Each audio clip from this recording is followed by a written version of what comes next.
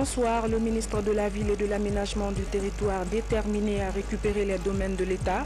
Luceni Camara était au quartier Camayen où le phénomène des occupations anarchiques prend de l'ampleur. Lutte contre Ebola, les 8 équipes régionales polyvalentes d'alerte et de riposte continuent le travail sur le terrain. Une mission d'évaluation était à la baie pour constater de visu l'évolution de ce projet.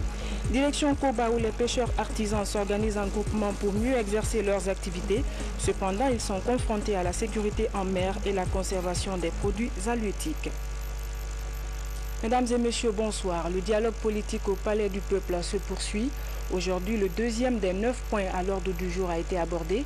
Il porte sur le calendrier de l'élection communale, mais les partis se sont quittés le plus tôt que prévu. Comment? Explication, Camara Boubacar. Le débat reprendra demain à 14 h. Pas de déclaration. Merci. À cette 5e journée, la séance du dialogue interguinéen aura été brève. Le débat sur le calendrier de l'élection communale n'a pas excédé les 2 heures. Une nouvelle fois, les acteurs politiques que sont l'opposition et la mouvance se sont résolus à donner du temps à la CENI pour répondre à des questions techniques. Nous sommes arrivés à la conclusion, pour ce qui concerne ce point, qu'il faudrait que la CENI nous fasse un état des lieux de la situation à son niveau, pour qu'on ait le point de la préparation de l'organisation des élections communales au niveau de la CENI, avant qu'on ne puisse faire des propositions. Ils ont demandé d'abord à ce qu'on tue le chronogramme avant de demander pourquoi ils l'ont concocté. Alors la CENI répond très sagement, le chronogramme dont il s'agit est déjà du passé. Il a été annulé.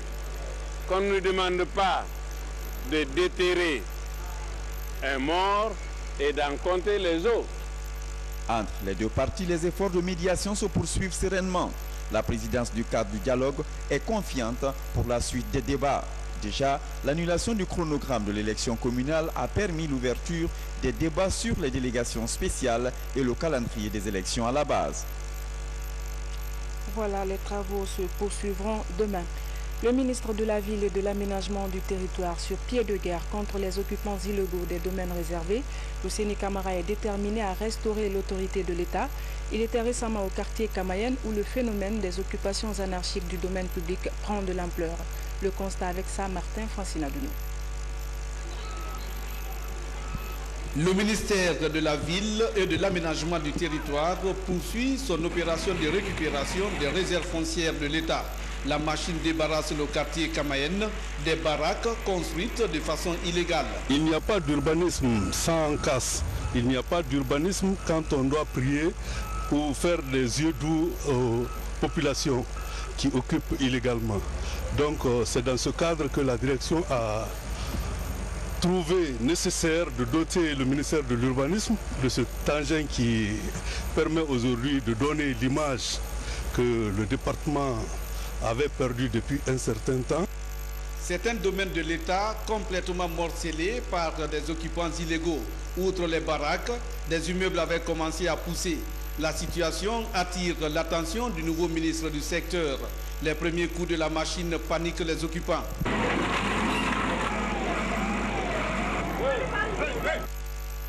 Le gouverneur de la ville de Conakry arrive sur les lieux. Soriba Sorel Camara apporte des précisions liées à cette occupation. Vous vous souvenez que les plages ont été fermées. Et tout récemment, Titanic a été fermé là où on est. Alors, mais l'un s'évertue encore à continuer à insulter l'autorité de l'État. Le Chinois dont il est question est celui-là qui occupait Boulbiné. Alors, il a été instruit de le déguerpir. Il avait un contrat formellement signé par l'ancienne administration. Alors, pour nous permettre aussi de se mouvoir et trouver de nouveaux sites, on dit provisoirement sans papier, tu restes ici avec tes conteneurs. Aux dames de tout le monde, nous le voyons engagé dans les constructions des grandes œuvres, des grandes œuvres qu'on déguerpit maintenant. De l'autre côté, c'est les vendeurs de véhicules qu'on a déguerpis quand on devait installer K Énergie au niveau des SPTD. Et aussi, comme déjà l'autorité de l'État a demandé à tous les vendeurs de véhicules de la région de Kouria, leurs jours sont comptés. Nous sommes en train de déblayer le chemin. Ceux qui se croient intouchables verront à l'avenir. Mais ce qui est clair, c'est que je ne cesse de le répéter. Tous ceux qui croient que l'État va continuer à être absent dans les occupations illégales se trompent. Et c'est dire à tous les occupants illégaux, que ce soit tout le long du littoral, que ce soit sur le continent, des gens qui ont construit sur des domaines publics, devant servir à construire des mosquées, des églises, des terrains de football, des lieux de loisirs, qu'ils s'apprêtent. Même si c'est un immeuble de 10 étages, on le fera tomber. Le combat pour une urbanisation structurée est donc engagé. À travers cette opération de déguerpissement, les responsables du ministère de la Ville et de l'Aménagement du Territoire entendent restaurer l'autorité de l'État. L'Agence de régulation des marchés publics s'active dans la vulgarisation des textes et procédures de passation des marchés. C'est dans ce cadre que séjournent à Conakry 2 experts sénégalais en vue de mettre en phase les documents guinéens.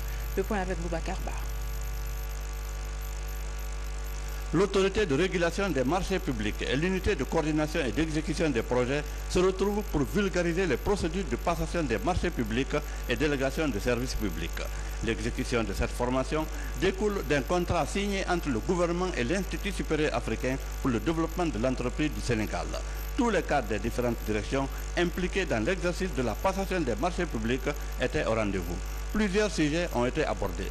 La consécration de la séparation des fonctions de passation, de contrôle et de régulation, les voies de recours juridictionnelles et non juridictionnelles de la commande publique et tant d'autres. Plus question à une autorité quelconque de refiler un marché de l'État à un opérateur de son choix sans objectivité définie préalablement. Désormais, les candidats ou soumissionnaires ont la possibilité de contester les décisions des acteurs impliqués dans la mise en œuvre des procédures. Sans autres acteurs de la commande publique, comprenant entre autres les personnes responsables des marchés publics, les commissions des marchés ainsi que les collectivités décentralisées. Aujourd'hui, c'est une première phase. Les personnes ou 20 cadres ou moins qui seront présélectionnés vont continuer tout le processus d'apprentissage, autant dans la nouvelle réglementation que dans l'aspect andragogique.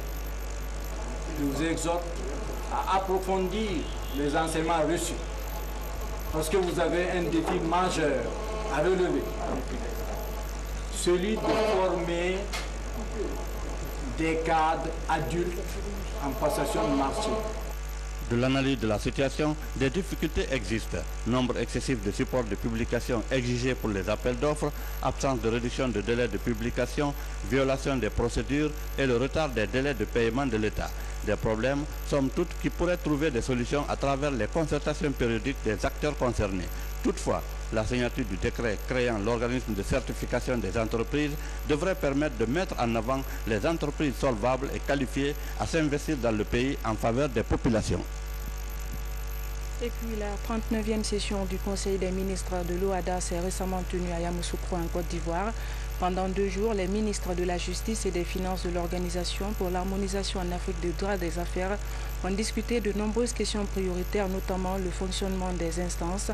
Et puis, au cours de cette session, des instructions ont été données au secrétaire permanent de l'institution pour diligenter la révision de nombreux actes uniformes. Les ministres de l'espace OHADA ont également pris des décisions et des résolutions pour l'application des textes uniformes pour un bon environnement des affaires. Justement, à la faveur de cette 39e session du Conseil des ministres de l'espace OHADA, le ministre guinéen de la Justice a été désigné rapporteur général. Maître Cheikh Sako a abordé des questions liées à la construction d'un environnement propice des affaires dans l'espace. On écoute le garde des Sceaux, Maître Cheikh Sako. Tout ce qui est l'informatisation, la sécurisation des actes judiciaires que la Côte d'Ivoire a entamé déjà depuis plusieurs mois, dont certains États vont y prendre exemple. L'harmonisation veut aussi dire que chaque État puisse fonctionner de façon égalitaire et surtout que le même droit soit appliqué partout. Guinée tire les leçons de la propagation du virus Ebola et renforce son système sanitaire. La coordination nationale de lutte contre Ebola a mis en place 8 équipes régionales polyvalentes d'alerte et de riposte. Une mission a récemment séjourné à l'Abbé pour constater de visu l'évolution de ce projet financé par la France et l'Union européenne. Les précisions avec Tiernos Mandialo. Ils forment le commando anti-épidémique de la région de l'Abbé. Un commando pas composé de militaires, mais exclusivement d'agents de santé pour réagir promptement en cas d'épidémie et éviter toute propagation d'une quelconque maladie dans la région. La maîtrise du montage des tentes médicales de traitement d'urgence est l'un de leurs derniers éléments de formation. Il est 10h43, l'équipe a mis 13 minutes pour monter la tente. Avant la fin de la semaine, vous devez être à 12 minutes. Formés et équipés, la naissance de ce commando anti-épidémique est le résultat d'une démarche entreprise par l'État guinéen auprès de l'Union européenne et de la France. Ces équipes sont des commandos anti-épidémiques qui doivent intervenir très rapidement sur les cas index, donc les nouvelles épidémies naissantes ou les nouveaux foyers, pour casser l'épidémie dès les premiers jours sans attendre davantage. Dans les 6 autres régions administratives, des équipes de ce genre sont en cours de formation. Dans la zone spéciale de Conakry, ils seront 38 à composer l'équipe régionale d'alerte et de riposte contre les épidémies. À l'Abbé, leur formation constitue un grand espoir. La zone n'échappe pas aux épidémies qui frappent la Guinée.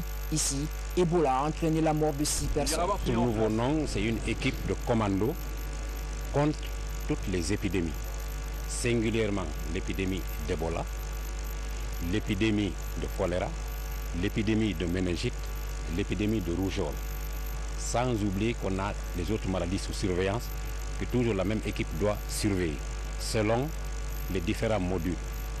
Il y a le module surveillance alerte, qui est après le module investigation, le module riposte et le dernier module surveillance où l'ensemble des équipes doivent être compétents pour réaliser des activités de surveillance.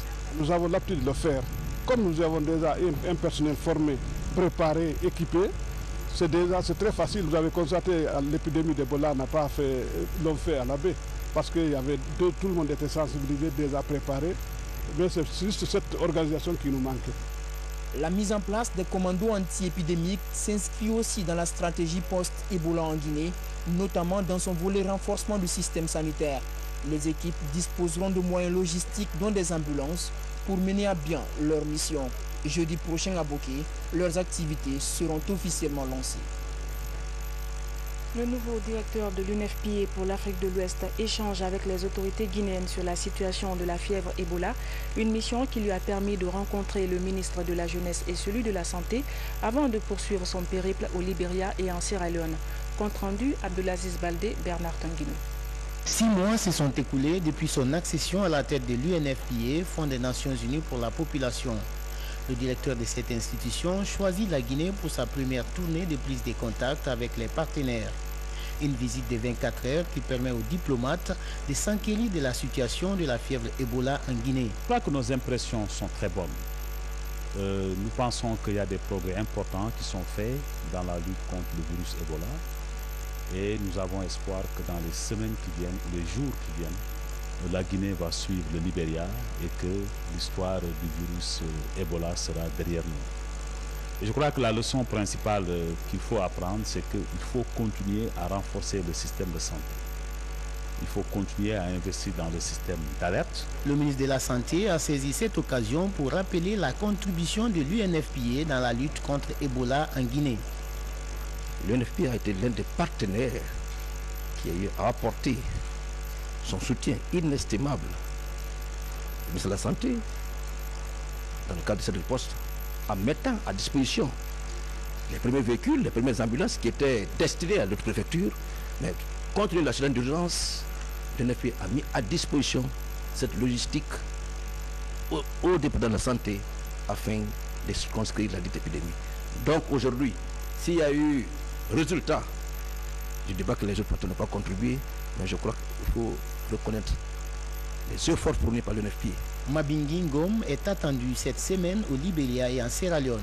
Objectif, apporter le soutien de son institution à ces 2 autres pays également touchés par l'épidémie. L'Organisation mondiale de la santé renforce son système de surveillance contre Ebola.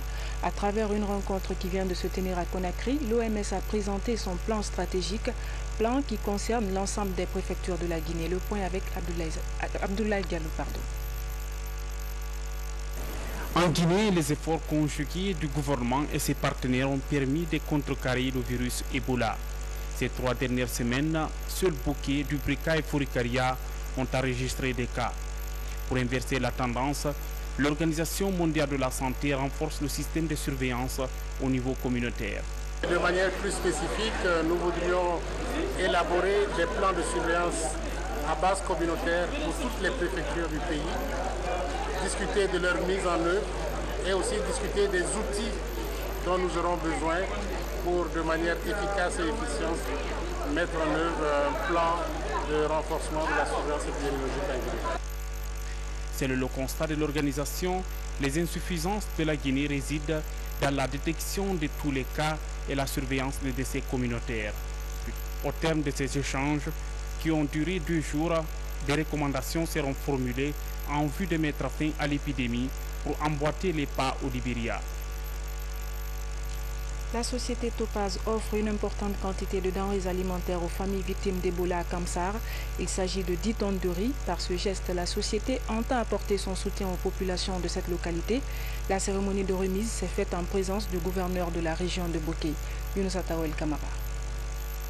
Les autorités de la région administrative de Bokeh volent au secours des familles victimes d'Ebola à Kamsar. Elles offrent 10 tonnes de riz à l'ensemble des parents.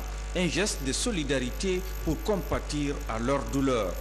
Vraiment, nous sommes ravis, nous sommes contents, nous ne savons pas que faire. Nous ne sommes pas contents de la maladie, mais nous sommes contents de ce don par rapport à la gravité de la maladie. Nous voulons maintenant que Ebola quitte dans notre pays.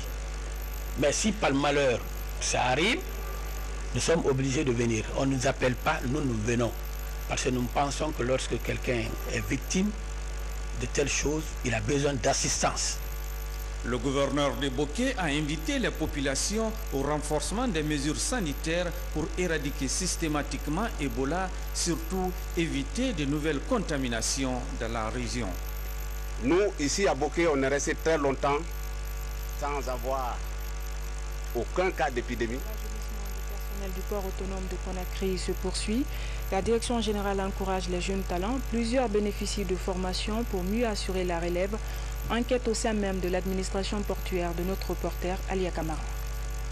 Le port autonome de Conakry intègre bien la politique d'emploi des jeunes.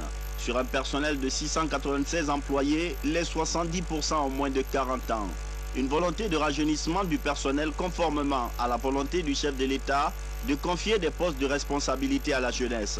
Si ailleurs la passation du pouvoir se fait dans la douleur, ici les doyens acceptent même de coacher des jeunes jusqu'après leur première expérience. Les aînés sont de plus en plus compréhensifs et ils acceptent de plus en plus de léguer leur expérience aux jeunes qui sont recrutés. À côté, il y a l'aspect genre que le directeur général Mamadouba Sankon encourage fortement. Il a initié plusieurs formations pour le personnel féminin. Plus de 200 jeunes dames travaillent ici avec une idée précise de la tâche à accomplir. Je me sens très bien parce que étant d'abord femme, qui est aussi le programme, le défi de notre président, professeur Alpha Condé, je crois que c'est un atout. La promotion des femmes aussi, ça évolue beaucoup au niveau du port autonome de Conakry. Cette politique de rajeunissement est une priorité pour la direction de l'institution portuaire, mais il y a un schéma à suivre. Quand le besoin est exprimé, selon le service, nous fouillons dans notre effectif si on peut faire un redéploiement. Si ce redéploiement n'est pas possible, nous prenons parmi les stagiaires, nous faisons un test pour ce recrutement. S'il n'y a aucune de ces valeurs dont nous avons besoin au sein de l'entreprise, nous faisons une demande à l'extérieur. Depuis l'avènement de la Troisième République, les jeunes et femmes occupent une place de choix dans la politique du président Alpha Condé. Cette politique est plutôt bien exécutée au port de Conakry. À Koba, précisément au port de l'île de Quito, les pêcheurs artisans sont organisés en groupement pour mieux exercer leurs activités, confrontés aux aléas du métier, notamment la sécurité en haute mer. La conservation des produits halieutiques pose problème. Reportage Rose Pocho.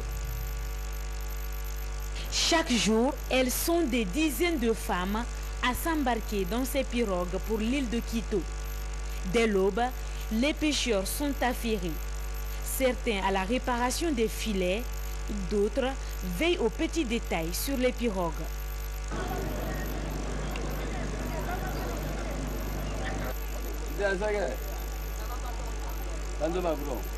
Une fois dans la barque, leur sécurité en dépend. On sort par jour, on rentre le soir ou on rentre la nuit. Si vous tombez panne en mer, il n'y a pas une vedette ici au secours qui va vous sécuriser. Normalement, on doit avoir une vedette. Si une barque est en panne de la mer, ils appellent ici parce qu'il y a des téléphones à on se communique.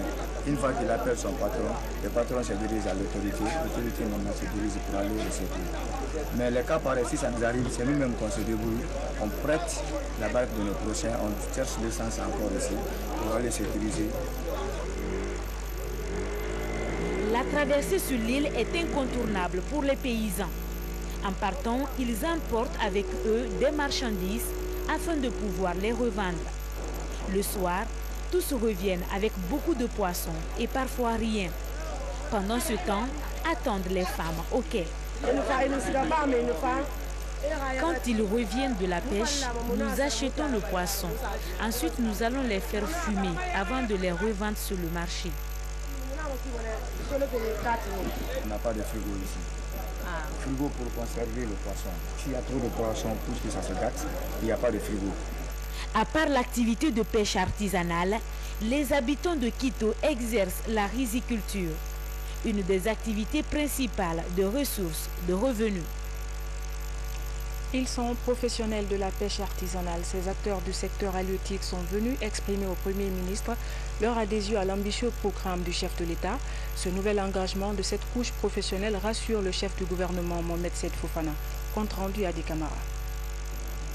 Pêcheurs, fumeuses de poissons, marieurs et marieuses, bref, la communauté de la pêche artisanale adhère aux idées du progrès du professeur Alpha Condé, président de la République. Cette détermination découle de l'engagement du chef de l'État à faire de la Guinée un socle durable de promotion des activités économiques et commerciales.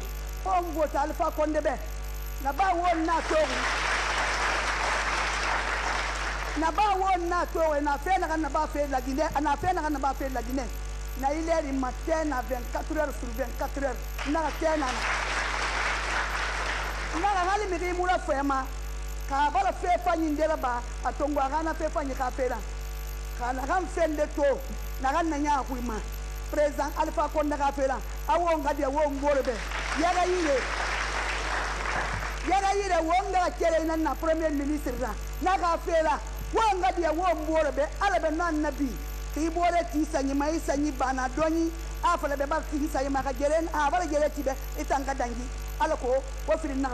Convaincu que le secteur de la pêche artisanale est un maillon fort dans la chaîne de production des valeurs ajoutées au sein des familles à faible revenu, le Premier ministre Fofana a invité tous ces acteurs à créer un cadre de concertation permanent en vue de réorganiser cette corporation.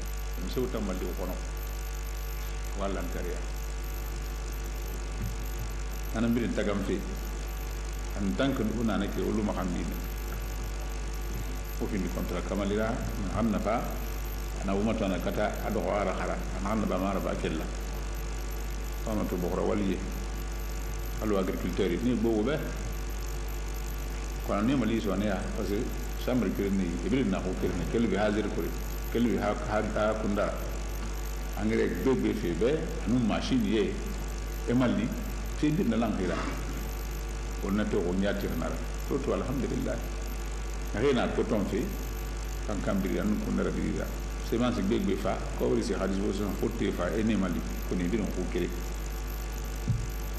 rien pomme de terre ni certain madina men ni do bo wali ba sanan to moma ni fa e mali engrais fera fotte fa e mali tout begbe million ina satama e pomme de terre jamais na bo on na cité de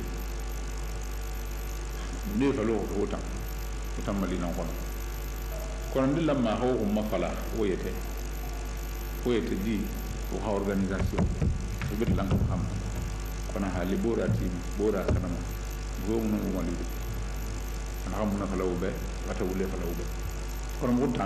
le président de la République, le premier ministre du gouvernement, et le président de la République, mon homme l'a dit de tout dire le musulman et le gouvernement a de voir là aywa man to fe on fa on do ko ni urame marsi fi on wa man to fe ci gayide ci marsi fi alla ko la gene kharama kana o mballu retard trop il y a un problème là surtout artisan autant pêche artisanale parce que pêche artisanale normalement nan la ma développer tant que pêche industrielle on a colon qui fait autant na hangi xaso autant ngi miskine mali magine na xina ko ebe miskine na fo ci aussi yadi to mo mati e balu soto e di balu e mori fa mali am ko na xam wali wallahi no alam lam kon mo xina ko woni o kata fa waxi mali e xawto kirin akoro kon ko wa fa den bo le fan na neki andité bo kata nan na ba na do yi la. Avant de lever la séance, les prières et bénédictions ont été dites en faveur de la promotion du secteur de la pêche artisanale et du développement économique de la Guinée. Et pour boucler cette édition, l'enregistrement des faits d'état civil dans les villes de Conakry et les régions administratives de Labé, Kankan et Zérékoré, c'est la toile de fond d'un atelier qui se tient à Conakry. L'initiative est de l'Institut national de la statistique sur financement de l'UNFPA. L'objectif est de permettre à la Guinée d'avoir les fichiers fiables sur les faits d'état civil. Reportage Nabi Zakaria Bangora. Concernant le phénomène de l'enregistrement des faits d'état civil, c'est-à-dire la naissance, le mariage, le décès et le divorce, pour connaître les données démographiques et statistiques fiables en Guinée. C'est l'une des exigences des objectifs du millénaire pour le développement qui engage le gouvernement et ses partenaires au développement à réaliser des études d'évaluation de l'enregistrement des faits d'état civil dans les 5 communes de Conakry et les régions administratives de Labé, Kankan et Zérékoré. Le gouvernement de la Troisième République, sous la clairvoyance du président de la République, le professeur Alpha Condé, s'est engagé en 2013 dans un processus de réforme, d'amélioration et de modernisation du système d'enregistrement des faits et statistiques de l'état civil en Guinée. L'état civil doit jouer 2 fonctions essentielles, à notre sens. Quelles sont ces fonctions? D'abord, il y a une fonction administrative qui est de procurer aux citoyens des documents légaux conformes à la loi. Il s'agit bien pour la trentaine de participants venus des régions concernées d'approfondir leurs connaissances sur la méthodologie de l'étude, les travaux préparatoires à mener, le traitement, la transcription et l'analyse des données afin d'élaborer des documents techniques en la matière. Soyez rassurés que l'UNFPA continuera à accompagner les efforts du gouvernement de la Guinée dans le cadre du renforcement de la disponibilité de données pour la prise de décision idoine. Financées par l'institution onusienne en charge des populations, ces études seront réalisées dans les autres régions administratives pour permettre à notre pays d'avoir des statistiques et fichiers fiables dans le domaine de l'enregistrement des faits d'état civil. Voilà, mesdames et messieurs, c'est la fin de cette édition d'information. Merci à vous de l'avoir suivi. Excellente soirée en compagnie de nos programmes. Bonsoir et à demain.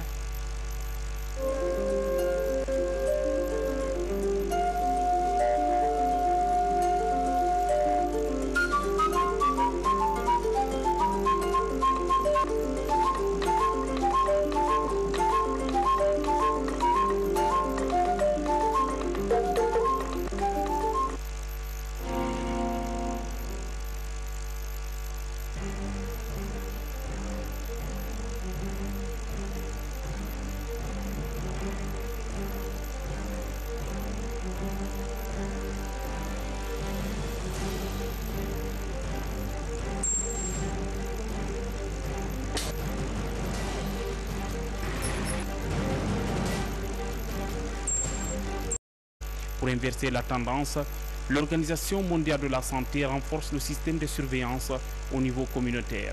De manière plus spécifique, nous voudrions élaborer des plans de surveillance à base communautaire pour toutes les préfectures du pays, discuter de leur mise en œuvre et aussi discuter des outils dont nous aurons besoin pour, de manière efficace et efficiente, mettre en œuvre un plan de renforcement de la surveillance épidémiologique à Guinée. C'est le constat de l'organisation. Les insuffisances de la Guinée résident dans la détection de tous les cas et la surveillance des décès communautaires. Au terme de ces échanges, qui ont duré 2 jours, des recommandations seront formulées en vue de mettre fin à l'épidémie pour emboîter les pas au Libéria. La société Topaz offre une importante quantité de denrées alimentaires aux familles victimes d'Ebola à Kamsar.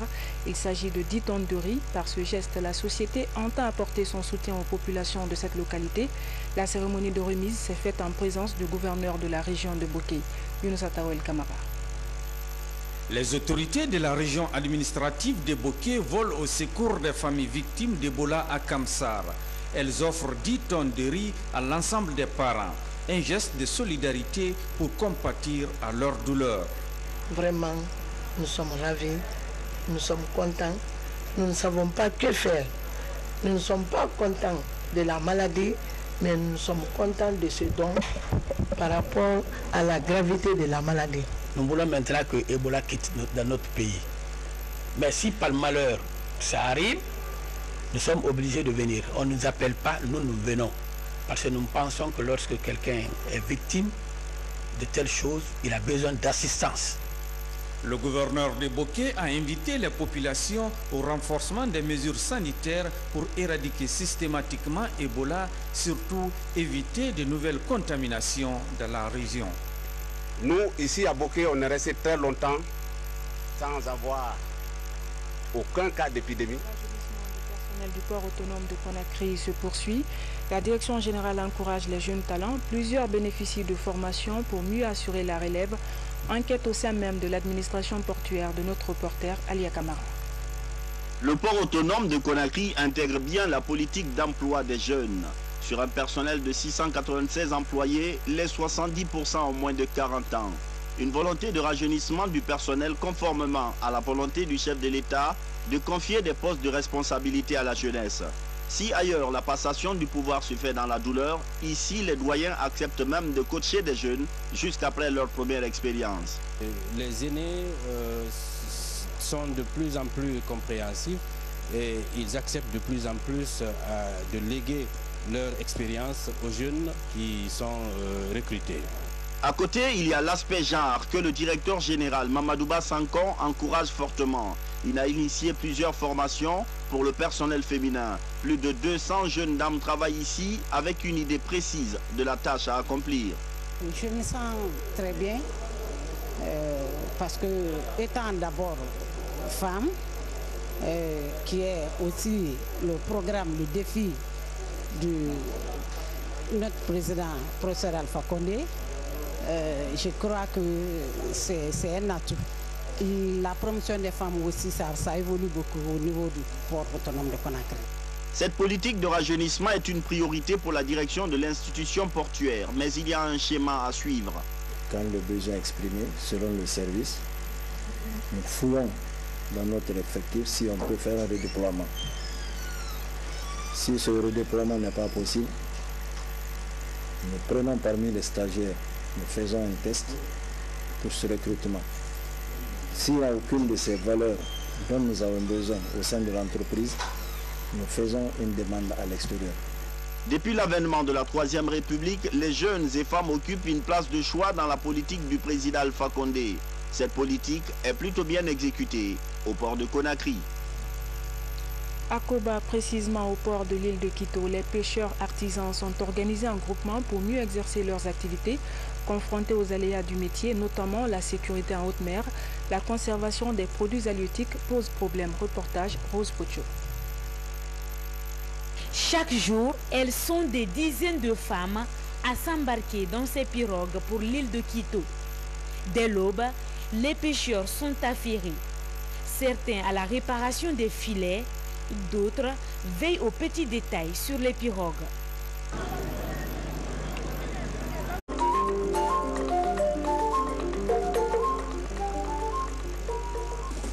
Bonsoir, le ministre de la Ville et de l'Aménagement du Territoire déterminé à récupérer les domaines de l'État.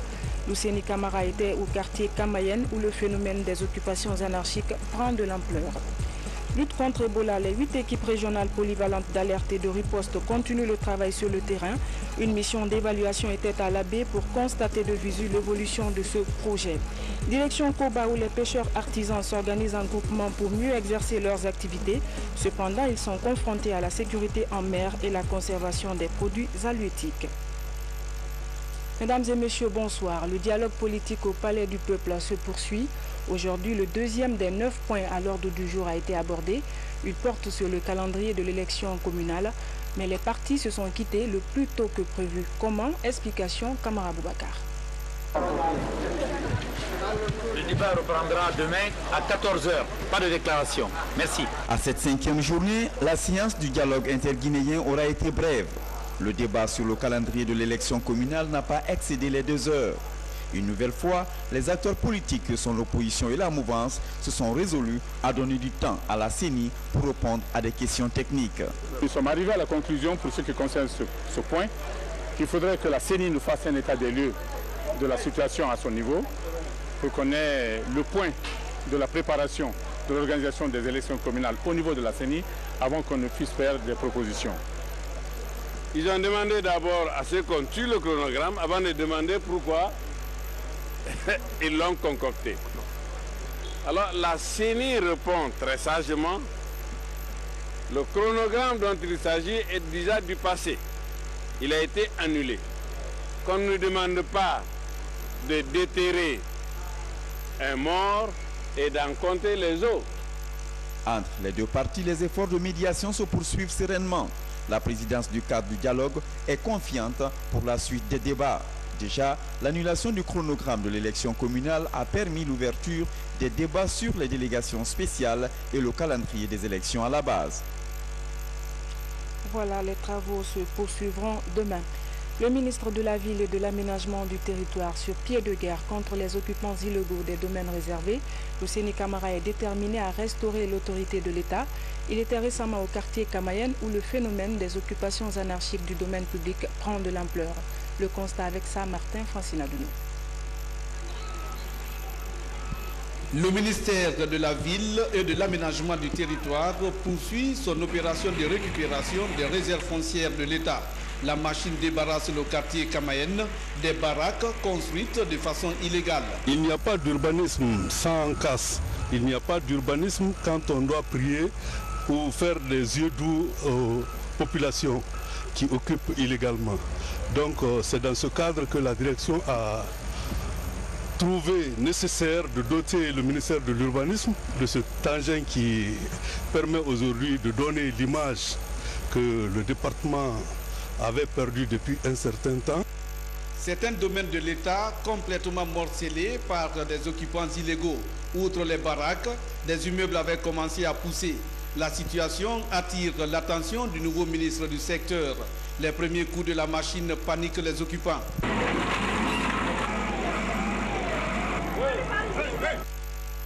Le gouverneur de la ville de Conakry arrive sur les lieux. Soriba Sorel Kamara apporte des précisions liées à cette occupation. Vous vous souvenez que les plages ont été fermées. Et tout récemment, Titanic a été fermé là où on est. Alors, mais l'insévérité encore a continué à insulter l'autorité de l'État. Le Chinois dont il est question est celui-là qui occupait Bourbinet. Alors, il a été instruit de le déguerpir. Il avait un contrat formellement signé par l'ancienne administration. Alors, pour lui permettre aussi de se mouvoir et trouver le nouveau site, on dit provisoirement sans papier, tu restes ici avec tes conteneurs. Aux dames de tout le monde, nous le voyons engagé dans les constructions des grandes œuvres qu'on déguerpit maintenant. De l'autre côté, c'est les vendeurs de véhicules qu'on a déguerpis quand on devait installer K Énergie au niveau des SPTD. Et aussi, comme déjà l'autorité de l'État a demandé à tous les vendeurs de véhicules de la région de Kouria, leurs jours sont comptés. Nous sommes en train de déblayer le chemin. Ceux qui se croient intouchables verront à l'avenir. Mais ce qui est clair, c'est que je ne cesse de le répéter. Tous ceux qui croient que l'État va continuer à être absent dans les occupations illégales se trompent. Et c'est dire à tous les occupants illégaux que ce soit tout le long du littoral, que ce soit sur le continent. Des gens qui ont construit sur des domaines publics, devant servir à construire des mosquées, des églises, des terrains de football, des lieux de loisirs qu'ils s'apprêtent. Même si c'est un immeuble de 10 étages, on le fera tomber. Le combat pour une urbanisation structurée est donc engagé. À travers cette opération de déguerpissement, les responsables du ministère de la Ville et de l'Aménagement du Territoire entendent restaurer l'autorité de l'État. L'Agence de régulation des marchés publics s'active dans la vulgarisation des textes et procédures de passation des marchés. C'est dans ce cadre que séjournent à Conakry 2 experts sénégalais en vue de mettre en phase les documents guinéens. Le point avec Boubacar Ba. L'autorité de régulation des marchés publics et l'unité de coordination et d'exécution des projets se retrouvent pour vulgariser les procédures de passation des marchés publics et délégation de services publics. L'exécution de cette formation découle d'un contrat signé entre le gouvernement et l'Institut supérieur africain pour le développement de l'entreprise du Sénégal. Tous les cadres des différentes directions impliquées dans l'exercice de la passation des marchés publics étaient au rendez-vous. Plusieurs sujets ont été abordés. La consécration de la séparation des fonctions de passation, de contrôle et de régulation, les voies de recours juridictionnelles et non juridictionnelles de la commande publique et tant d'autres. Plus question à une autorité quelconque de refiler un marché de l'État à un opérateur de son choix sans objectivité définie préalablement.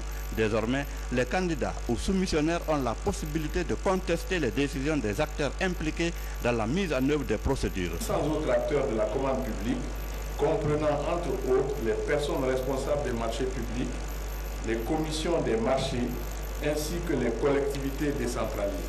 Aujourd'hui, c'est une première phase. Les personnes ou 20 cadres ou moins qui seront présélectionnés vont continuer tout le processus d'apprentissage, autant dans la nouvelle réglementation que dans l'aspect andragogique. Je vous exhorte à approfondir les enseignements reçus, parce que vous avez un défi majeur à relever, celui de former des cadres adultes en passation de marché. De l'analyse de la situation, des difficultés existent. Nombre excessif de supports de publication exigés pour les appels d'offres, absence de réduction de délais de publication, violation des procédures et le retard des délais de paiement de l'État.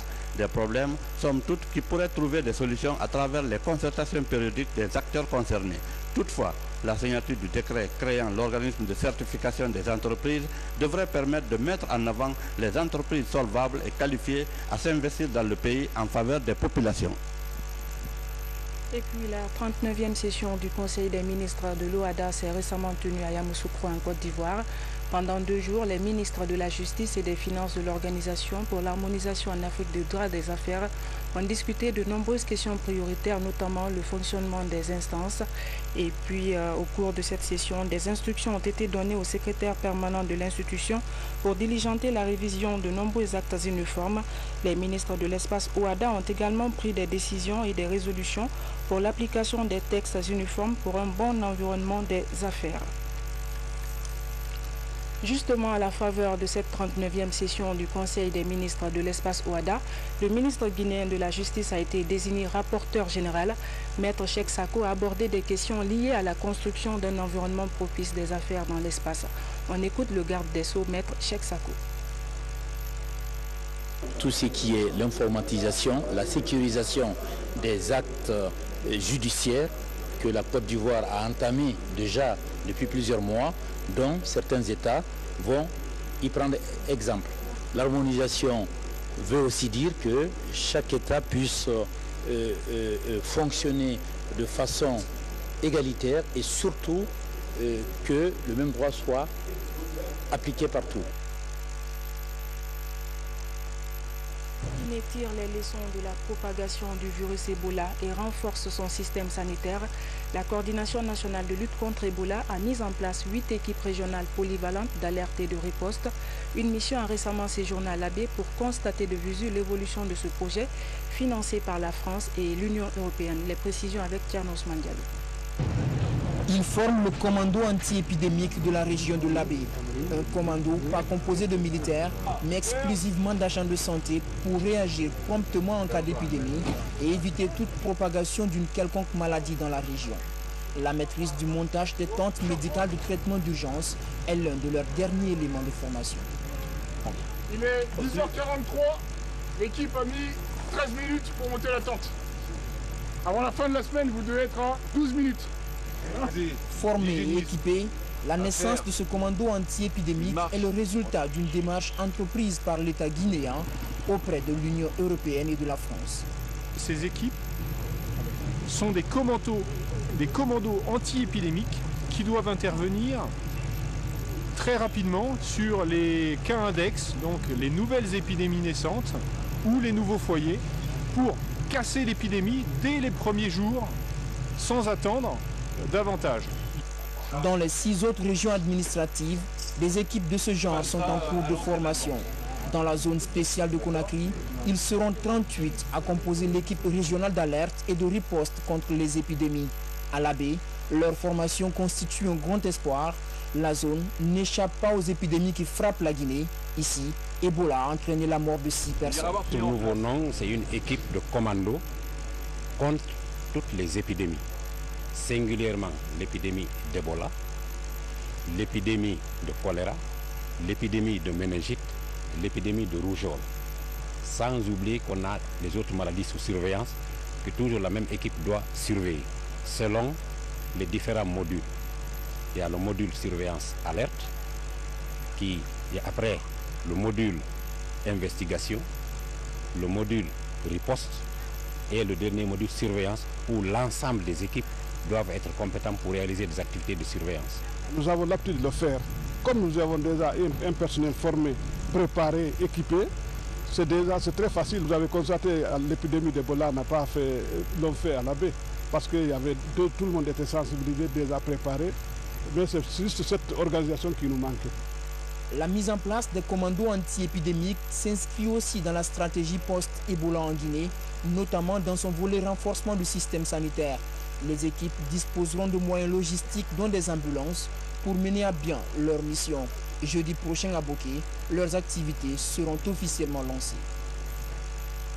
Le nouveau directeur de l'UNFPA pour l'Afrique de l'Ouest échange avec les autorités guinéennes sur la situation de la fièvre Ebola, une mission qui lui a permis de rencontrer le ministre de la Jeunesse et celui de la Santé avant de poursuivre son périple au Libéria et en Sierra Leone.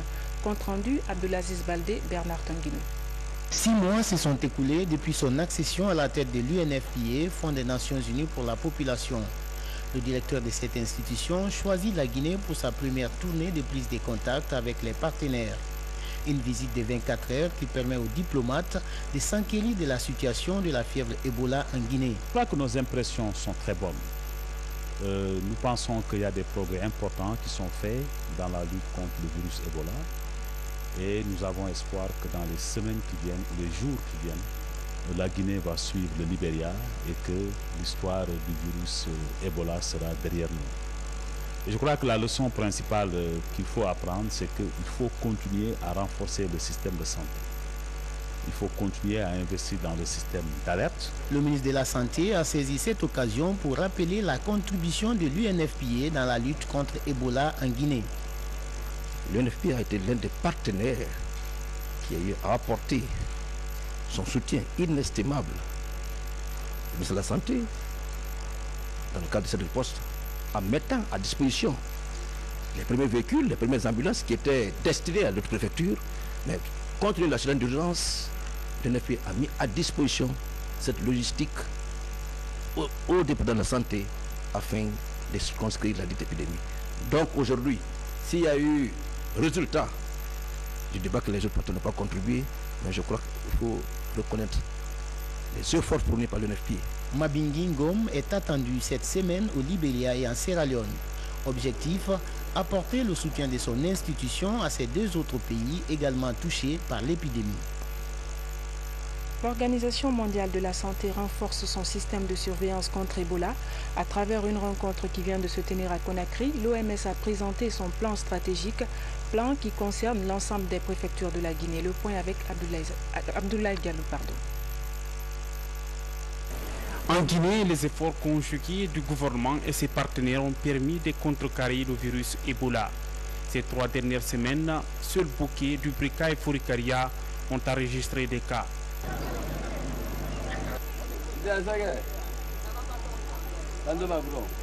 Une fois dans la barque, leur sécurité en dépend.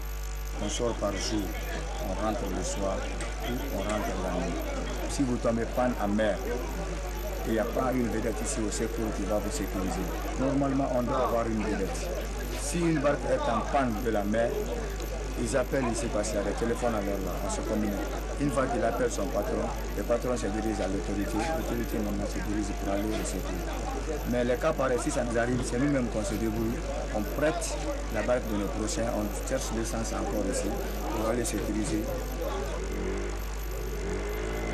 La traversée sur l'île est incontournable pour les paysans. En partant, ils importent avec eux des marchandises afin de pouvoir les revendre. Le soir, tous reviennent avec beaucoup de poissons et parfois rien. Pendant ce temps, attendent les femmes au quai. Quand ils reviennent de la pêche, nous achetons le poisson. Ensuite, nous allons les faire fumer avant de les revendre sur le marché. On n'a pas de frigo ici. Frigo pour conserver le poisson.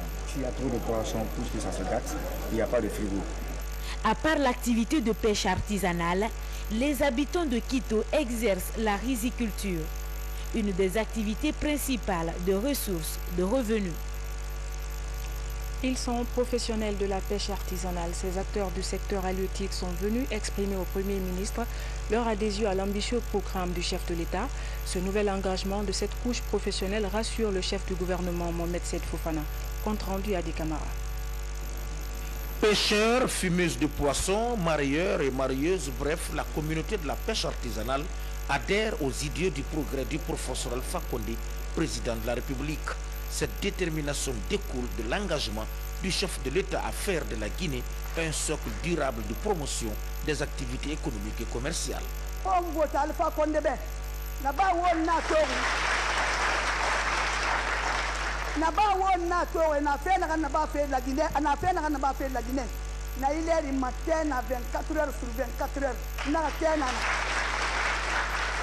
na ngali mi mu la fema ka ba la fe fa nyindela ba atongwa kana fe fa nyika fela kana kan fende to na kan na nya kuima président Alpha Condé ka fela awo ngade wo ngorebe yaga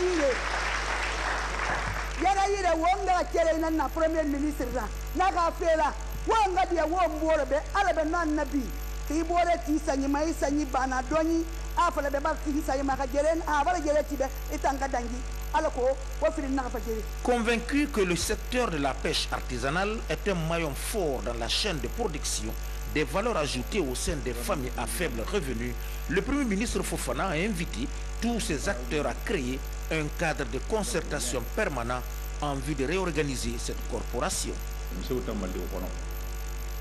Walantaria ana mbiri tagam fe en tant que nous n'en que ulu mahamdine fo fini contrat kamalira amna fa ana umatu ana kata ado ara khara ana ba mara ba kella tama to bokra waliye alu agriculteur ni bogo be ko ani mali so ne parce que chambre kirni ibri na ko kirni kelbi hazir ko kelbi ha kunda engrais bébé fait bé nous machine yé et mali c'est dit na langira on a to on y a tirna to alhamdulillah rien ko ton fait kan kambiri an ko ndara dira c'est man c'est bébé fa ko wori si hadis bo son porté fa et ne mali ko ni biron ko kéré rien pomme de terre ni certain madina men do bo ro wali ba sanan to moma ni fa e mali engrais fera porté fa e mali tout bébé million ina satama e pomme de terre ça mais na bo ko mo na cité de ne fa lo autant mali na ko kono ndilla ma ho ko mafala woyete di ko ha organisation ko bet lan ko xam kono ha libora kanama go mo no mo di ana xam na fala wobe wata wule fala wobe kono mo tan président de la république an premier ministre du gouvernement e gna di dil khakha ke president nan o mir baba tan atan ko liso dampani monom la gna dinde to di afal musliman ilu gouvernement ba e mo gouvernement mo hado warna ay wa man to fe ko fa ko ko ni urame mar sifi mo wa man to fe sigayide